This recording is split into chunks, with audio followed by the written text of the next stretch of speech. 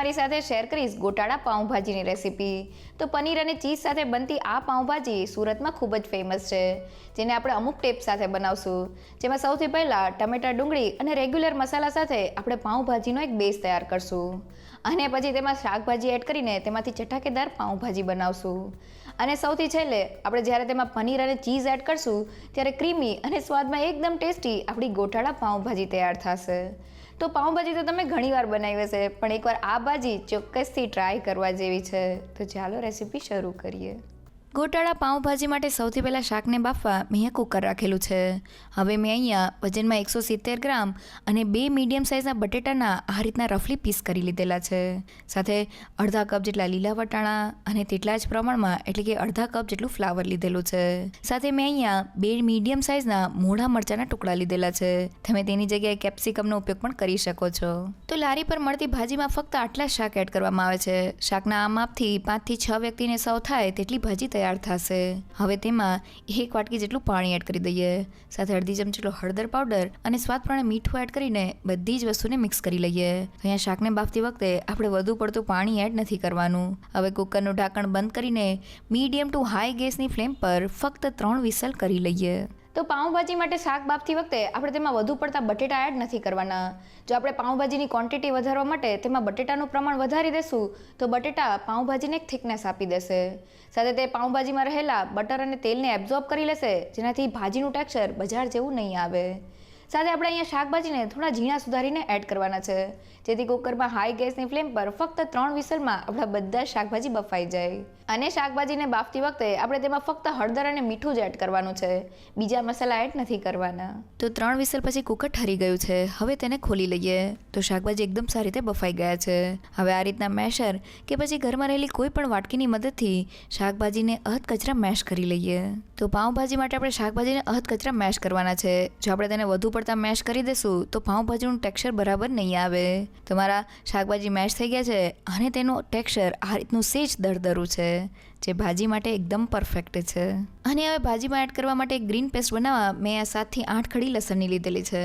સાથે 1 ઇંચ જેટલા આદુના ટુકડા, 1 નંગ જેટલું લીલું મરચું અને મેં 1/4 કપ જેટલા કોથમીરના પાન લીધેલા છે। તો કોઈ પણ જાતના પાણીને એડ કર્યા વગર બધી જ વસ્તુને ગ્રાઇન્ડ કરી લઈએ। તો બધી વસ્તુ ગ્રાઇન્ડ થઈને આ રીતની અધકચરી પેસ્ટ તૈયાર થઈ ગઈ છે।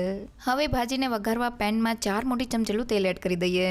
હવે ગરમ તેલમાં 1 ચમચી જેટલું જીરું એડ કરીને જીરાને સારી રીતે કકડવા દઈએ। હવે મેં અહીંયા 3/4 કપ અને 2 મીડિયમ સાઇઝની ડુંગળીને ઝીણી સુધારી લીધેલી છે। તેને એડ કરીને ડુંગળી સેજ ટ્રાન્સપરન્ટ થાય ત્યાં સુધી તેને સાતરી લઈએ। તો ડુંગળીને સાતરતી વખતે આપણે ગેસની ફ્લેમ હાઈ રાખવાની છે। તો લગભગ 2 મિનિટ જેવું થઈ ગયું છે અને ડુંગળી એકદમ સારી રીતે સતળાઈને ટ્રાન્સપરન્ટ થઈ ગઈ છે। તો હવે વાટેલી ગ્રીન પેસ્ટને એડ કરી દઈએ અને તેને તેલમાં સારી રીતે સાતળી લઈએ, જેથી લસણનો કાચો સ્વાદ વયો જાય। તો લગભગ 2 મિનિટમાં જ આપણી પેસ્ટ સારી રીતે સતળાઈ ગઈ છે। હવે મેં ડુંગળીથી ડબલ એટલે કે 1.5 કપ અને 4 મીડિયમ સાઇઝના ટમેટાના ટુકડા કરી લીધેલા છે। સાથે ટમેટા ફટાફટ કૂક થઈ જાય તેના માટે સ્વાદ પ્રમાણે મીઠું એડ કરી દઈએ અને તેને તેલમાં સારી રીતે સાતળી લઈએ। અને હવે ઢાંકણ બંધ કરીને ધીમા ગેસ પર ટમેટા સોફ્ટ થાય ત્યાં સુધી તેને કૂક કરી લઈએ। તો લગભગ 3 થી 4 મિનિટ જેવું થઈ ગયું છે। હવે ઢાંકણને ખોલી લઈએ તો ટમેટા એકદમ સારી રીતે કૂક થઈને સોફ્ટ થઈ ગયા છે। તો હવે આ રીતના મેશરની મદદથી તેને થોડા અધકચરા મેશ કરી લઈએ, જેથી તે મસાલા પેસ્ટમાં એકદમ સારી રીતે ભળી જાય। તો ટમેટા ડુંગળી મેશ થઈને એકદમ સારી રીતે ભળી ગયા છે। તો હવે મસાલામાં અડધી ચમચી જેટલો હળદર પાવડર, 1 મોટી ચમચી જેટલું કાશ્મીરી લાલ મરચું પાવડર, 1 મોટી ચમચી જેટલું ધાણા જીરું પાવડર અને મસાલા સાતરતી વખતે તેલમાં બળે નહીં તેના માટે તેમાં થોડું ગરમ પાણી એડ કરી દઈએ અને મસાલાને તેલમાં સારી રીતે સાતળી લઈએ। તો લગભગ 1 મિનિટમાં જ આપણા મસાલા એકદમ સારી રીતે સતરાઈને તેની સાઇડ્સમાંથી તેલ છૂટું પડી ગયું છે। હવે મસાલા પેસ્ટમાં 1 મોટી ચમચી જેટલું બટર એડ કરી દઈએ। સાથે મેં અહીંયા 2 મોટી ચમચી જેટલો પાઉંભાજી મસાલો લીધેલો છે। હવે મસાલાને બટર સાથે એકદમ સારી રીતે સાતળી લઈએ। તો મસાલા આ રીતના બટર સાથે સતળાશે તો ભાજીનો સ્વાદ એકદમ બજાર જેવો આવશે। તો મસાલા એકદમ સારી રીતે સતળાઈને ઉપરથી તેલ છૂટું પડી ગયું છે। તો હવે ભાજીમાં રસો કરવા માટે મેં અહીંયા 1 કપ જેટલું ગરમ પાણી લીધેલું છે। તેને એડ કરીને સારી રીતે મિક્સ કરી લઈએ। તો ઠંડા પાણીની જગ્યાએ થોડું ગરમ પાણી એડ કરવાથી ભાજીનો કલર અને સ્વાદ એકદમ સરસ જળવાઈ રહે છે। તો આપણી ગ્રેવી ઉકળવા લાગી છે. હવે ઢાંકણ બંધ કરીને તેને ધીમા ગેસ પર 5 મિનિટ માટે કૂક કરી લઈએ. તો લગભગ 5 થી 7 મિનિટ જેવું થઈ ગયું છે. હવે ઢાંકણને ખોલી લઈએ. તો તમે જોઈ શકો છો કે ગ્રેવી એકદમ સારી રીતે કૂક થઈને ઉપરથી આ રીતની તેલની તરી છૂટી પડી ગઈ છે. તો હવે આ સમયે આપણા બાફીને ક્રશ કરેલા વેજીટેબલ્સને એડ કરી દઈએ અને ગ્રેવી સાથે સારી રીતે મિક્સ કરી લઈએ. તો શાકભાજી એકદમ સારી રીતે ગ્રેવીમાં મિક્સ થઈ ગયા છે. હવે ઢાંકણ બંધ કરીને ભાજીને 5 થી 7 મિનિટ માટે ઉકાળી લઈએ, જેથી ગ્રેવી અને મસાલાની એકદમ સરસ ફ્લેવર આપણા શાકભાજીમાં આવી જાય. તો મસાલા સાથે આપણો પાઉંભાજીનો બેઝ તૈયાર થઈ રહ્યો છે. પાઉંભાજીના બેઝમાં ડુંગળી અને ટમેટાનું એક માપ હોય છે. જેટલી તમે ડુંગળી લેતા હોય તેનાથી તમારે ડબલ ટમેટા લેવાના છે. મેં અહીંયા 2 નંગ ડુંગળી સામે 4 નંગ જેટલા ટમેટા લીધેલા છે. સાથે જનરલી આપણે પાઉંભાજીને વઘારતી વખતે વઘારમાં બટર એડ કરતા હોઈએ છીએ. તેનાથી બટર ઘણીવાર બળી જાય છે અથવા તો તેનો બરાબર સ્વાદ નથી આવતો હોતો. પણ અહીંયા ભાજીમાં આપણે મસાલા સાથે બટરને એડ કરેલું છે. તેનાથી મસાલાનો સ્વાદ એકદમ સરસ આવે છે. સાથે પાઉંભાજીમાં આપણે મસાલામાં શાકને એડ કરીને પછી તેની કન્સિસ્ટન્સી એડજસ્ટ કરવા માટે તેમાં પાણી એડ કરતા હોઈએ છીએ. પણ આજે આપણે તૈયાર થયેલા મસાલા બેઝમાં પાણી એડ કરેલું છે, જેનાથી પાણી એકદમ સારી રીતે મસાલા સાથે ઉકળશે અને ઉપરથી તેલ છૂટું પડી જશે. અને પછી જ્યારે આપણે તેમાં શાક એડ કરશું તો પાઉંભાજીનો ટેસ્ટ એકદમ બજાર જેવો આવશે. તો લગભગ 5 થી 6 મિનિટ જેવું થઈ ગયું છે. હવે ઢાંકણને ખોલી લઈએ. તો આપણી એકદમ ટેસ્ટી પાઉંભાજી તૈયાર થઈ ગઈ છે અને ભાજીની ઉપર આ રીતના થોડું તેલ પણ છૂટું પડી ગયું છે. તો હવે ગોટાળો પાઉંભાજી બનાવવા માટે મેં અહીંયા ફક્ત 100 ગ્રામ અને એક મોટી સાઇઝનો પનીરનો ટુકડો લીધેલો છે. તેને ઘરમાં રહેલી જાડી ખમણીથી ખમણીને ભાજીમાં એડ કરી દઈએ. તો પનીર એકદમ સારી રીતે ખમણાઈ ગયું છે.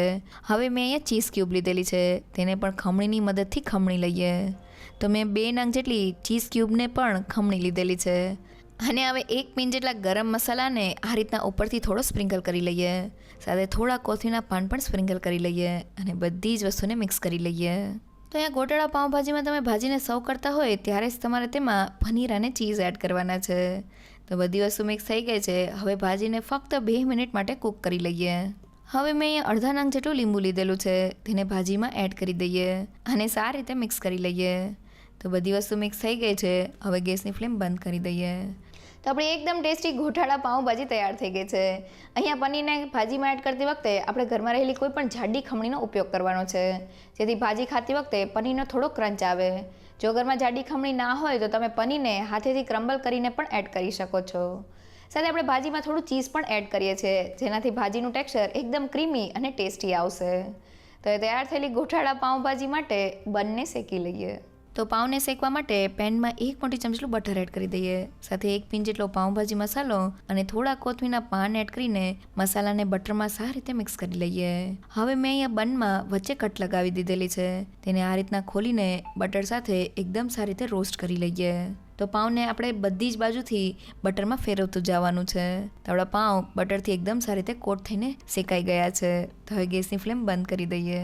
તો બટર સાથે આપણા પાઉં શેકાઈ ગયા છે. તો હવે તૈયાર થયેલી ગોટાળા પાઉંભાજીને સર્વ કરી લઈએ.